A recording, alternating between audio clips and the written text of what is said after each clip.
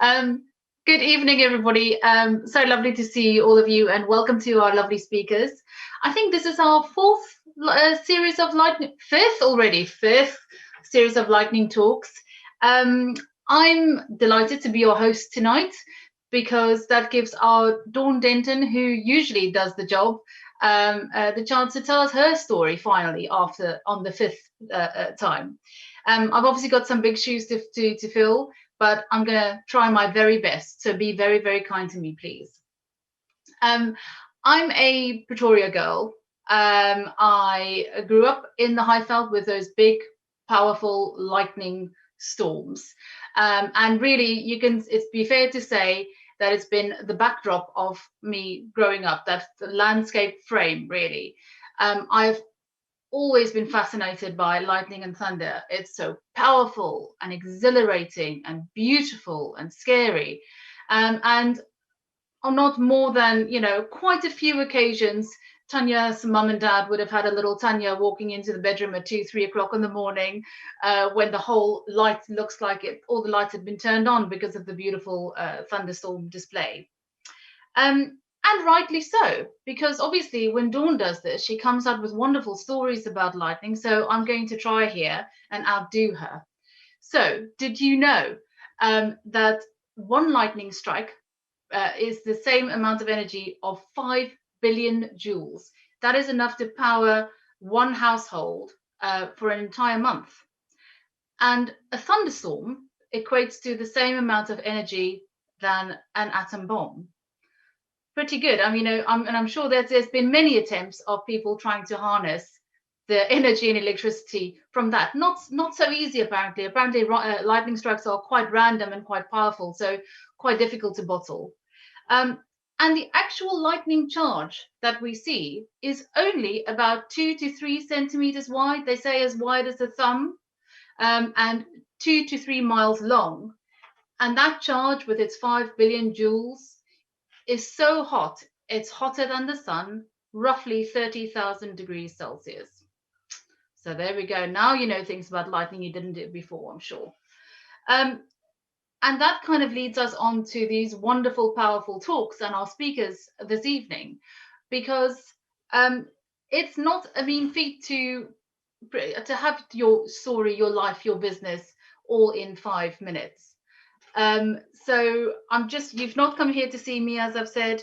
I'm going to introduce you to our first speaker, Michal, Taviv-Margolese. I hope that was okay. I focus on the Michal with my G's. I've got them right. Yay. And I'm going to do something also that's a very no-no on Zoom. So I'm just going to read here because she's got such an impressive list of societies and things that she belongs to. I don't want to get any of them wrong, and also I don't want to invent ones because I'm be quite good at that as well. And so Michal is a certified hypnotherapist and NLP practitioner, master therapeutic imagery facilitator, member of the American Hypnosis Association and the Hypnotherapist Union Local 472. In addition, Michal is an honors graduate of the Hypnosis Motivation Institute, awarded for exceptional professional achievement during clinical residency in her private practice in Beverly Hills, 90210. What's the time there, Michal? It is 10:07 a.m. The whole day ahead of you. That's right. First thing in the morning. Michal motivates people to take action, build community, and develop leadership. And she brings a lifetime of expertise in the fields of personal development and human potential. Tonight, her talk will be Breakdown to Breakthrough, Redefining What's Possible. Michal, over to you. Thank you so much, Tanya. As Tanya mentioned, my name is Michal. I'm based in Beverly Hills, California. I grew up in sunny Johannesburg, South Africa, hence my connection to these lightning talks. Thank you all for tuning in today. And today I wanted to just share a little bit more on a personal side, some of my journey. I'm in my, I guess, mid-40s now. And as I hit that 40 mark, I, along with many of us, started to really question where and what I was doing with my life. And so I wanted to kind of dive into that for a few moments and kind of tell and share the story of what I experienced as initially a midlife breakdown that ended up becoming an incredible midlife breakthrough. And so it started off with many life circumstances that we all experience at certain points in our lives. Who here has loved? Who here has experienced loss in their lives, right? These are things that are universal to the human experience. And so as I moved and transitioned through life and I started having these experiences, that roller coaster ride of the cycle of life and death and all of the emotions and all of the intensity that comes with that was coming to the fore of my experience. So I had in my personal life 3 close family members that passed really in 5-year period. So it was a lot of loss hitting me and hitting my family all in one go, and very tragic and very challenging to deal with. In addition, I had been experiencing infertility for 8 years since my marriage at 30, going all the way up to 38. And then I had 2 babies back to back, 17 months apart. So again, like a massive transition and just a great illustration of that cycle of death and life that flows in our lives. And how we just hold on sometimes for dear life to just keep on that wheel and not go falling off.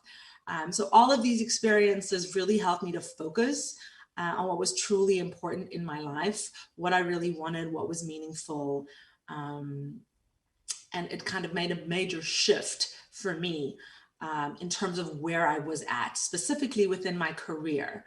So the second point that I want to share is kind of where I was at in terms of my career. So I've been working in the nonprofit world for over 15 years. I had gone from programs to development work. And I knew as I moved more and more into the management aspect of it, that I was moving away from the cause.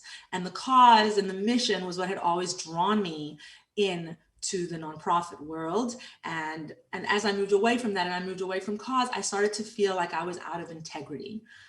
And that was really challenging for me to start to believe and understand that I needed to make that career change. And this was what I'd known for 15 years, and I'd worked my way up through many levels, and I was doing really well and I was earning really well. But I subconsciously already knew that this was a path that needed to shift for me.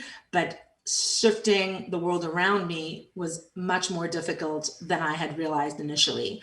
What I realized when I started to do the work was that my identity had been rolled and wrapped up into this work because I've been doing it for so long. And like with so many of us, it's hard to even imagine going outside of something that you've been so comfortable in and so entrenched in for so long. So I had to really go back to the basics and just start to define, what is it that I want? What do I find meaningful? Why did I go into this in the first place? And what would it look like outside of this world, of this reality that I'd known for so long? So it was a very interesting situation where I knew that change was necessary, change was needed, but there was a lot of conflict around that. And I actually had started to experience panic attacks for the first time and anxiety, and that was very worrying. So I had to reinvent myself and start this new path.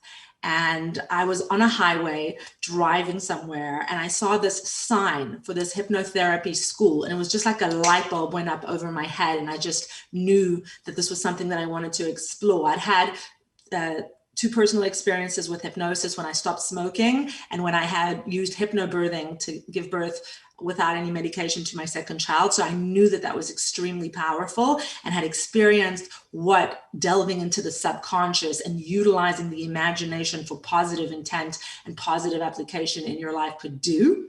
And I was passionate about the learning and being able to integrate that not into my own life with the experiences and the challenges that I'd had, but also being able to see clients and make a positive impact in their lives.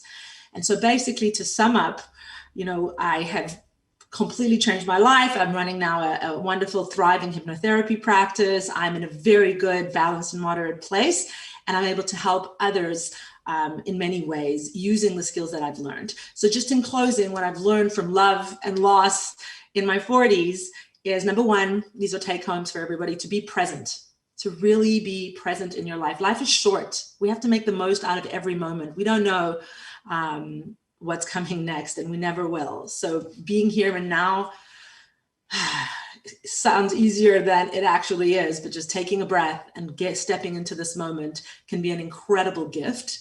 Number two, investing in ourselves. Know who you are, be open to change, to growth, to possibility. Just around the corner, maybe the most wonderful experiences that you didn't even dream of. And number three, love unconditionally. Simply give to those you love. You know, with the losses that I had, there's so much I regret. There's so much more I wish I could have done. You never know how much time you have with someone. And so this is just that little soft, gentle nudge to make the most of those moments, make the most of those you love in your life, and make the most of your dreams. Thank you so much. Wonderful. Thank you very much, Michal. So on to our next speaker, Sean. Sean Godoy, from South Africa to the UK and back again to follow my passions, the story of a dual citizen. Sean is a property professional who has spent a decade working in various sectors of the property industry in South Africa and in the UK. He is passionate about South Africa and sub-Saharan Africa as a whole, entrepreneurship, education, and prop tech. He is active through his business and various voluntary roles. So, Sean, please go ahead. Thank you so much. Yes, and yeah, thank you, Michal. That was a fantastic discussion, and I could relate to a few things. I think maybe a lot of people can, that kind of those journeys of discovery, which are often quite painful, but lead to really good things. So yeah, mine, like in the title there, I'm just going to focus on I think, finding it's kind of partly what I wanted to do, which is a big thing, also like you spoke about, but also where I wanted to be. So my parents are British, so a lot of British people moved to South Africa in like the late 70s, 80s, and my parents were among them. So yeah, I grew up with a British passport and grew up visiting our family in the UK, every other year or so. And it was basically always in the back of my mind, that I could move there one day. And obviously, as I got older and approached university, then you start thinking about things more seriously. But in my teens, and especially in when I went to university, so I'm from Johannesburg, born and raised, and I really loved Johannesburg.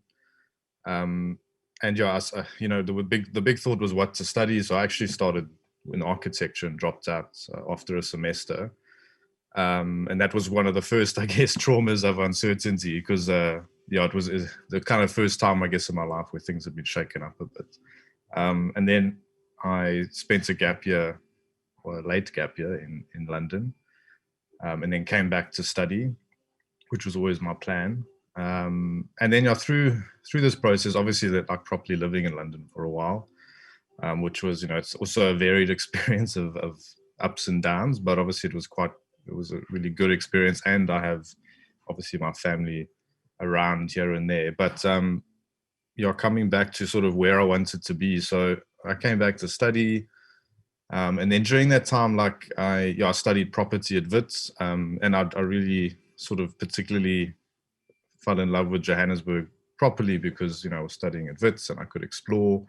And then there's the property aspects. I particularly like the CBD. I still am very passionate about the Joburg CBD, or lots of people are very scared of it.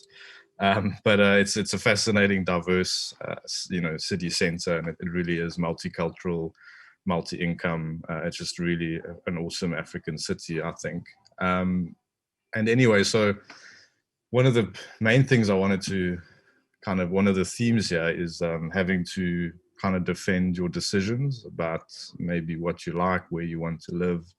So it started in varsity where, I was so passionate about the CBD and everyone's like, oh, it's terrible, it's unsafe. And obviously on the property side, people are like, oh, terrible investment, there's just, head north like everybody else. But I loved it. And like, I loved walking around Joburg and, exploring it. so that was the first thing, like I guess on a micro level was, I was really passionate about Johannesburg when a lot of people perhaps weren't as much or didn't understand it. It's a very misunderstood city, and it suffers from bad PR and obviously proper issues. But anyway, the biggest story was like where I was going to end up. So I basically decided in varsity that I was always going to work a few years in South Africa and then go to the UK, to London, which basically played out. And I think a lot of people, my family, my friends, etc., they thought I'd stay there. And I think obviously my parents were, they never pressurized me, but they would have liked if I stayed because they've been back there for 12 years or so. So yeah, it was interesting. So I worked 2 years in Joburg. I did that move to London. So I'd wanted to do this, but I already knew this was short term. It wasn't going to be forever. Work-wise, like I worked at a number of corporates, etc. But it wasn't for me. I had a bit of a rocky career start, and my CV became a lot more colorful than it should be. So there was a side thing here was that I wanted to work for myself and be an entrepreneur. So I spent 4 years in London, very interesting, worked at some great places, but always knew I wanted to go back. But the big thing or the big challenge was the reactions of people. So my wife is South African. We both actually went over about the same time. We just started dating shortly before I was going. But one of the reasons we clicked was we both loved Johannesburg and we wanted to come back. But the difficult thing was the kind of having to justify your choice, especially with our South African friends in London. They literally, every time you said you're moving back, why? Everyone just didn't understand. And they think we have rose-tinted glasses. We don't acknowledge the issues. But yeah, it's just a bit crappy, actually. It's like, it does have its problems, but I want to live there and it's amazing. And there's that thing where some South Africans justify their move and they don't want to acknowledge the positives. Like, I know that's a generalization, but it was really tough. But full circle, been back for 4 years, started my own business. I'm doing work in West and East Africa, which I always wanted to do. And it's amazing, but it wasn't easy. And like often you doubt yourself, like maybe these people are right. But I couldn't be happier. And it is a wonderful country and it's not perfect, but it's for me. I know it's not for everyone else, and a lot of people moving is natural. So I don't judge anyone, but it's just like, it's been an interesting thing, but it's so nice when you kind of validate it, I think. And the journey will have its ups and downs, but I'm more passionate than ever. And, I what's the word? I appreciate my journey, even though it was tough sometimes. So yeah, thank you. Thank you so much, Sean. That was lovely. And, I think I'm a dual citizen too, except the other way around to how you described it. And I think a lot in your story I recognize as well. And last but certainly not least, we have Dawn Denton finally telling us her story after many of us asked her to do so and not just be the host for the evening. So, Dawn's story, My Roots Made Me. Dawn is a writer, podcaster, radio host, and entrepreneur who has founded multiple brands. In 1995, Dawn left South Africa with a backpack, and 26 years later is still in the UK, having worked in travel, teaching, and customer service. Her mission today is to support small businesses with content creation, promotion, and to get them more visible. Dawn, please, can you tell us your story? I was born in a deeply divided South Africa, a country that was clear about the division, white and non-white. And if you were Chinese, then you were more white than non-white, so you were an honorary white. If you were a white person, you could enter a venue and a shop through the front door. And if you were a black person, you had to use the back door. There were park benches that had blankers, whites, and nie blankers, non-whites. There were bus stops that were for black people and different bus stops for white people. But then, of course, if you were white, you were more likely to have a car, so you wouldn't need to use public transport. You couldn't even kiss or fall in love with someone with a different skin color. I remember those high felt winter's mornings when those big blue Putco buses would come in from Soweto bringing the workers for the day. And the buses were clearly not very well maintained because they were loud, they had smoke billowing out of them and from underneath and behind, and the back of the bus was always pitch black, and they were jam-packed to beyond capacity. And all the windows steamed up, and as you looked across the windows, circles had been wiped out as black faces looked out onto the white suburbs of Johannesburg. When I was 18 months old, we had a maid called Margaret, but I couldn't say Margaret, so I called her Mugga. And she used to tie me on her back, as African women do with their children, probably just to keep them out of mischief, as she did our housework. And she would do our washing in the bath. And my very earliest memory is of me looking over Mugga's head as she scrunched our clothes in the bath. In 1976, when I went on holiday with family friends, we stopped at a garage and to use the toilets. Now, I couldn't read, but my friend could read. So she took me by the hand to lead me to find the toilets. And we found them at the back of the building. And as we walked in, I remember these beautiful, big African women, and they were robust and brightly colored, dressed in beautiful, big headdresses. And thinking back now, I realized they were quite perplexed, I think, watching us and these two children coming into the toilets. So we went to the toilet, and as we came out to wash our hands, the door flew open and my friend's mother came in and grabbed us by the wrist. You know how you grab a child who's really very naughty by the wrist, and dragged us out. Those toilets are not for us. Those toilets are for Black people. My roots made me. When we got home, we were stripped naked and made to stand in the bath, and a nail brush was used to scrub our bottoms pink because we'd sat on a toilet that a Black person had sat on. You know, it's difficult for people outside of South Africa to understand how little at times we knew about what was happening inside our own borders. But every South African has a turning point, that moment of realization, and mine was when I was 15. There'd been a bomb blast in Pretoria, and on the news we saw that, you know, there'd been some glass shattered out of windows and there were cordons across the road as they were doing investigations. But remember as well, our news was heavily censored. Now at school, my French teacher had a pile of French glossy magazines at the back of the classroom that we could page through at the end of the lesson or when we finished our work. And on this specific day, I opened a magazine and was confronted with the pictures of what really happened in that bomb blast. There were bodies strewn on the streets, there were cars that had burnt out, and there was blood on the pavement. And from that moment, I was a different person. When I got home, I wept in my mother's arms because I was white. My roots more than ever have become my passion and my purpose. You know, I am who I am because of my parents, where I was born, the culture I grew up in, but also the circumstances of South Africa in the 1970s and 80s. Quite simply, South Africa is who I am. I've heard the gunshots at night and I've smelt the pollution from the townships that don't have electricity. I've seen the pain of apartheid, but my soul has been touched by a country that has given me passion and compassion to make a difference. And as the great Nelson Mandela says, it is what we make out of what we have, not what we are given, that separates one person from another. Thank you. Wow. How very honest, Dawn, and very powerful. Thank you so much. I'm going to end this lovely lightning talks. I've got a beautiful quote for you. Obviously, Dawn, I had to go try and find the best one.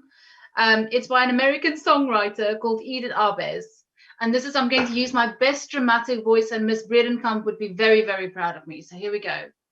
I am a being of heaven and earth, of thunder and lightning, of rain and wind, of the galaxies, of the suns and the stars, and the void through which they travel. The essence of nature, eternal, divine, that all men seek to know, to hear, known as the great illusion time, and the all-prevailing atmosphere. And now you know my background. So there we go. So a bit of thunder and lightning quote for you. Thank you so much to our speakers. Thank you everybody for coming. Thank you for the engaging conversations. See you next time.